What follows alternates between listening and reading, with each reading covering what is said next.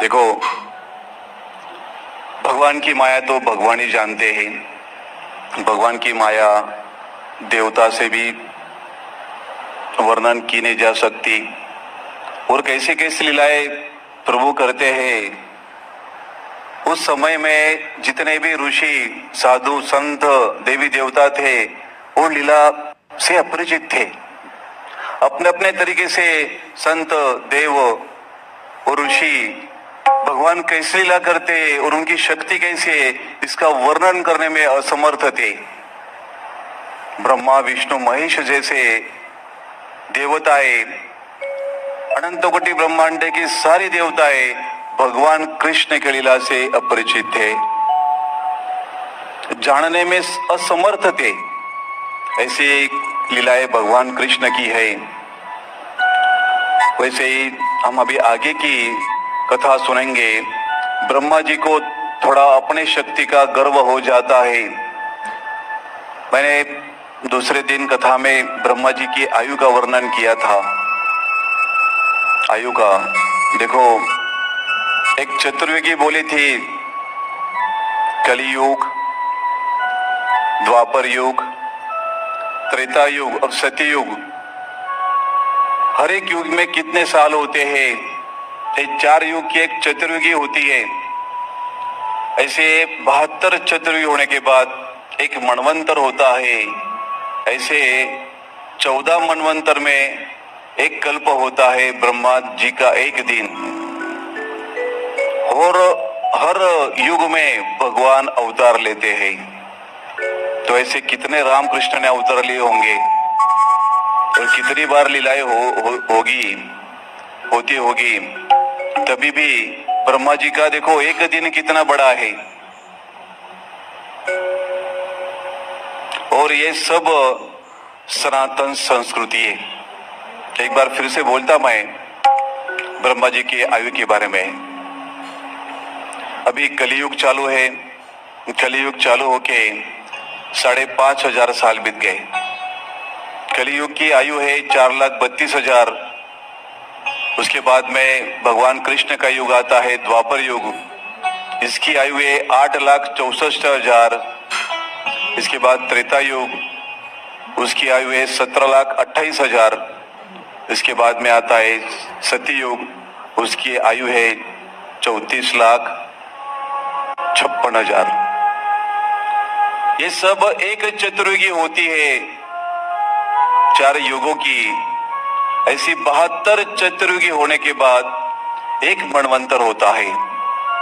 एक मनवंतर में इंद्र की आयु एक मनवंतर होती है। तो इंद्र वापस जैसे अपना रहता है ना, 60 साल की आयु में भाई रिटायरमेंट लेना है, नहीं तो अपनी आयु खत्म, दूसरा जन्म लो। वैसे इंद्र का होता है, उतनी आयु खत्म होने के बाद और कोई इंद्र उस जगह पे बैठ जाता है, यानी कि स्वर्ग नष्ट किए जाते हैं। वैसे ही वापस ऐसे 14 मनवंतर होते। ब्रह्मा जी के एक दिन में 14 मनवंतर होते, 14 इंद्र बदले दिए जाते हैं। भगवान जी के एक दिन में 14 मनवंतर होने के बाद एक कल्प होता है। और एक कल्प ब्रह्मदेव का एक दिन होता है। ऐसे ब्रह्मदेव 100 साल जीवन जीते हैं। उनकी आयुमान उनकी देह की बोल रहा मैं, सभी परमेश्वर का अंश है, सभी परमेश्वर के अवतार है। ब्रह्मा, विष्णु, महेश ये परमेश्वर ही है, उनमें भेद नहीं है। लेकिन ब्रह्मा जी की देह की आयु बोला मैं, ऐसे एक कल्प उनका एक दिन है, ऐसे 100 साल वो जीते हैं। इतना बड़ा ब्रह्मा है। और ब्रह्मा इस परब्रह्म को बार बार पूजते हैं। ब्रह्मादि इंद्रादि देवता परब्रह्म को पूजते हैं। दत्त महाराज को, श्री स्वामी समर्थ महाराज को।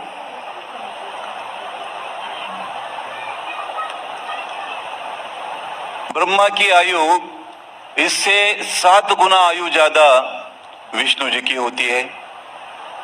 7 गुना ब्रह्मा से बढ़कर। विष्णु से 7 गुना आयु शिव जी की होती है।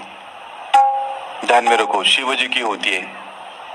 और ऐसे हजारों लाखों शिव जी जाते जाते मरते हैं, महाकाल की आंख पलकती है, इतना बड़ा महाकाल है। सुनो, वैज्ञानिक कुछ भी नहीं है, इसमें अगर उतर गए ना, आत्म खोज, सत्य की खोज मिल जाएगी। और महाकाल के बारे में बोला मैं, महाकाल ये सबकी ऐसे लाख लाख शिव निर्माण होते, तब महाकाल की आग भी ऐसी लपकते नहीं, पलकते नहीं, एक आग ऐसी पलकती है, इतना बड़ा महाकाल है। किसको बोलते हैं हम महाकाल, पता है किसको बोलते हैं? महाकाल कौन है? 12 ज्योतिर्लिंग देखे, शिव जी, शंकर अलग है, ये महाकाल अलग है। मां दुर्गा और महाकाल मिलके एक पिंड तैयार हुई है, महाकाल को परमात्मा बोला जाता है। दुर्गा और महाकाल निरंजन देवता, इससे पूरे ब्रह्मांड की निर्मित हुई है, अनंत कोटि ब्रह्मांड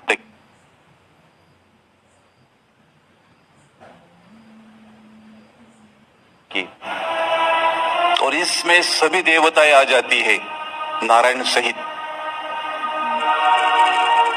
और महाविष्णु तत्व इससे परे है।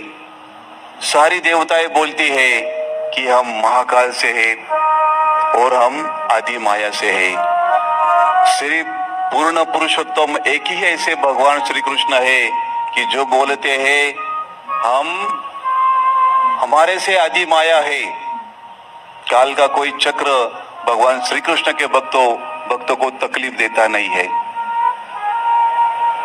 सभी देवताएं काल के अंडर में काम करती है, महाकाल के। वो इतना जबरदस्त है, राम और रावण कैसे बना देगा पता नहीं चलेगा। महाकाल की शक्ति प्रचंड है और वही महाकाल प्रभु के चरण में सेवा में लगता रहता है। तो इतनी बड़ी शक्ति, इसका वर्णन करना बहुत ही कठिन है। भगवान श्री कृष्ण, इन्हीं को पूर्ण पुरुषोत्तम कहा जाता है।